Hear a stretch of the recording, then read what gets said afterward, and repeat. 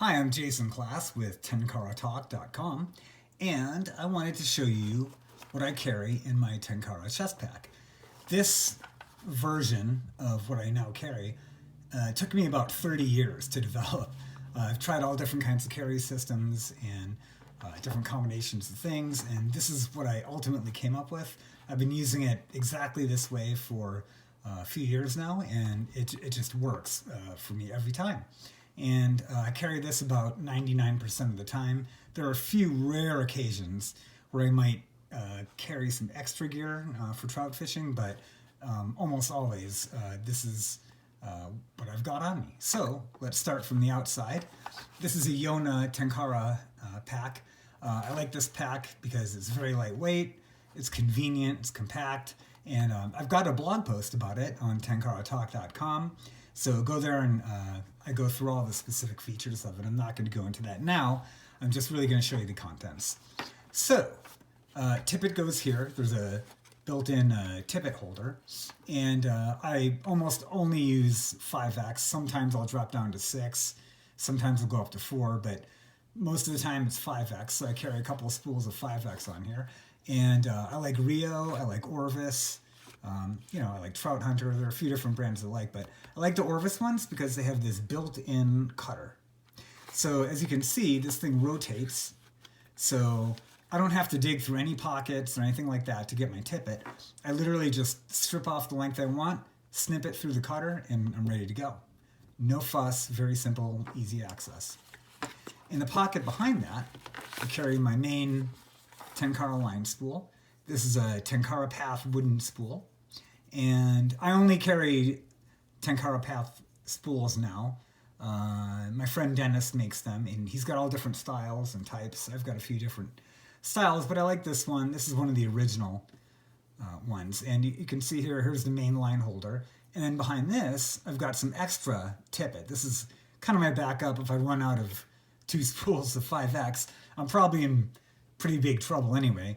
So hopefully I never have to use the backup, but I know it's there if I need it. You could also put an extra line on here if you want, make 2 extra spools for it. But I love the design, the rustic look of it. It's just a beautiful handcrafted item. So you may be wondering, what do I do to dry flies? Most people carry some kind of foam patch or fleece patch or something on the outside of their pack or vest to dry flies when they switch them, because you don't want to put a wet fly back into your fly box, and neither do I. So originally I built a small kind of ripple foam patch that went up here as a fly drying patch, and it worked fine. The problem was it kind of obstructed me getting into the spool pocket. And so I like having everything slide in and out really easily without catching on things or anything like that. So it was catching there a little bit, and I just didn't like it. So how do I dry my flies? Well, you've already seen it. Inside this spool are rare earth magnets. And so you can take your wet fly, just drop it in there, and then I put it back in the pouch. And by the end of the day, it's dry. Believe it or not, there's enough air circulation to get in there to dry out the fly. So, this serves 3 or 4 purposes right here. And that's what you want if you're looking at a minimal pack. You want things that serve, multi-purpose functions. Okay, so that's the front. On the side here, nothing special. I've got my nippers attached to a zinger.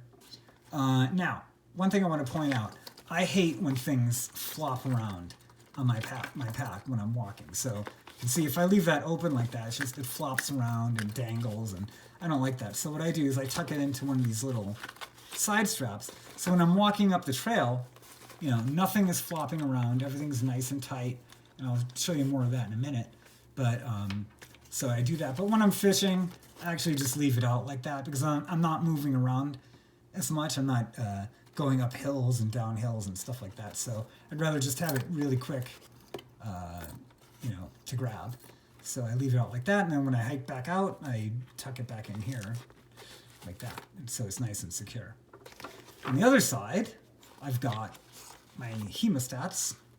And again, when I'm hiking, I put the hemostats through these two loops here, and that keeps them from flopping around.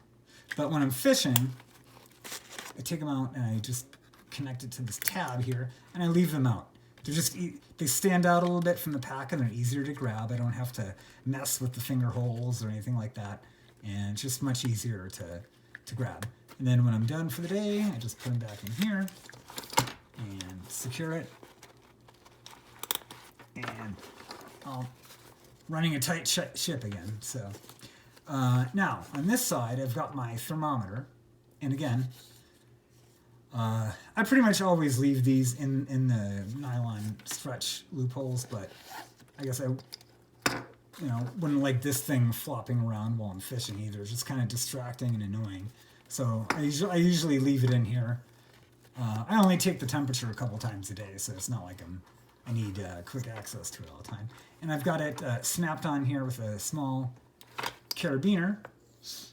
And what I do is, the reason I use this is because I snap this to the hoop of my net, and then I submerge the net in the water, and that just gives me a little bit more depth for reading the temperature. Because if you're only reading the surface temperature, you're not really getting an accurate reading.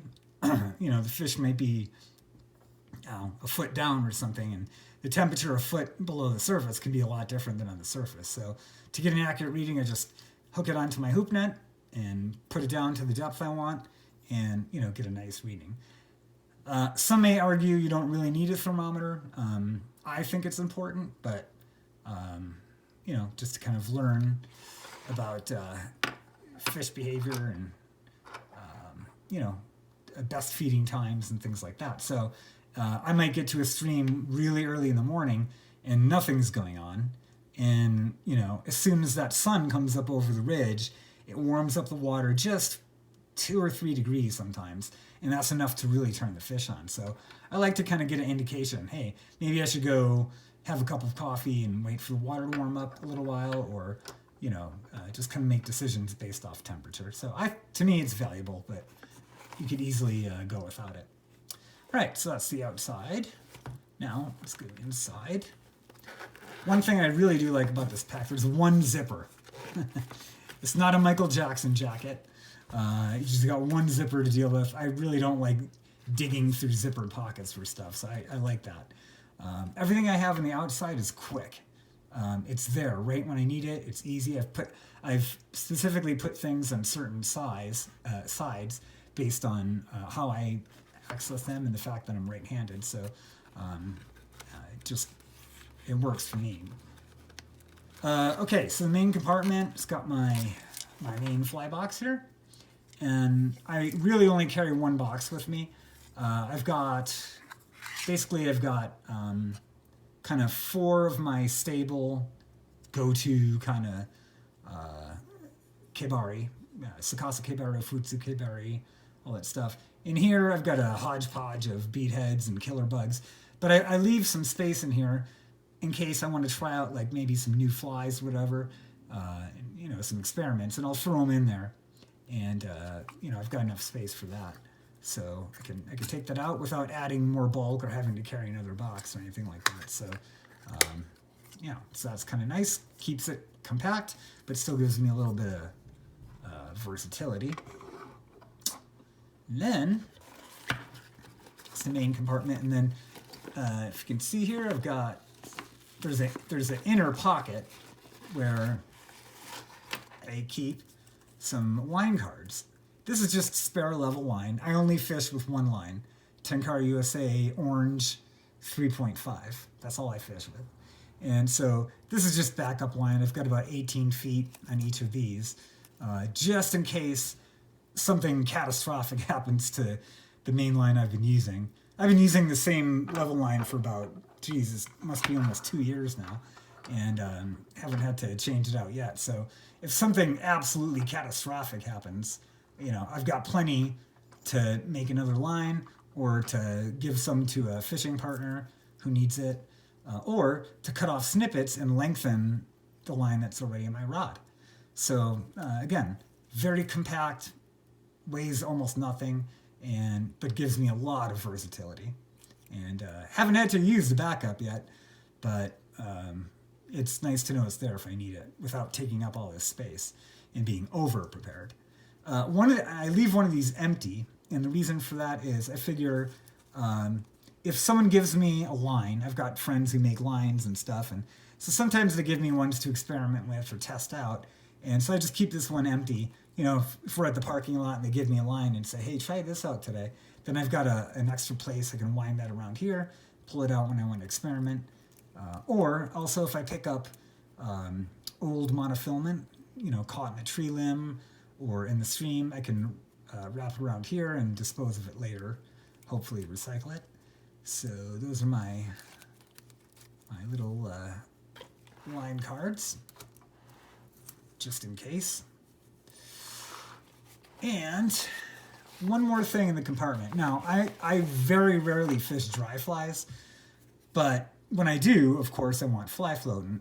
And there was a time when I was kind of hanging it off the side here, and it's one of those big Loon Aquel bottles, and it was kind of just bulky and flopped around a lot, and I couldn't find a good way of securing it. And I thought to myself, why do I need a full bottle when I'm using like one little drop on my fingertip, to dress up a stimulator or something like that? So instead, what I did is I just poured some in a really tiny plastic case. I'm not even sure where I got this, but this is more than enough to fish for a week of dry flies. And it takes up, again, no space in the pack. And so, on the rare occasion, I'm like every other angler. If I see a bunch of fish rising, my heart starts racing, and I want to catch a fish on top sometimes, So I'm prone to giving in to that temptation. But overall, everything slides in and out really nice. No friction, no catching of anything. It's just all easy access. And that's really what this pack is about for me. Everything's easy. Most of the stuff I need is on the outside. I don't have to open a pocket, undo a zipper, especially a waterproof zipper, which are notorious for being a little finicky. But I don't have to do any of that. Everything I need is right here. The only time I have to even open this pocket is to change a fly, which I rarely do as well. So, this has been, I don't know, I'm pretty proud of this. It's taken me 30 years to kind of pare everything down, streamline my process, figure out what I need, what I don't need, and the system just works for me.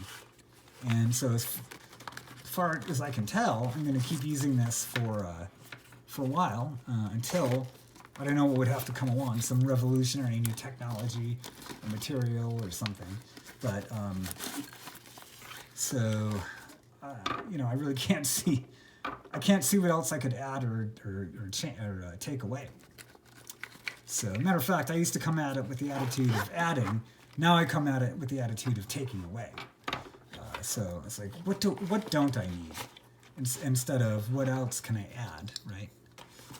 So, but I'm never on the stream and find myself saying, oh, geez, I wish I would have brought this or that.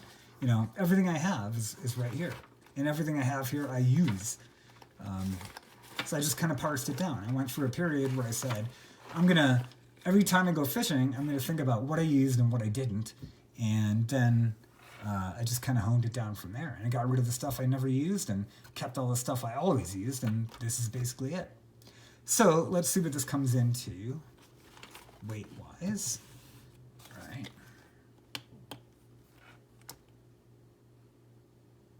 Okay. All right, 10.5 ounces. It's not too bad when you consider all that's in here. My old fishing pack weighed a heck of a lot more than that. And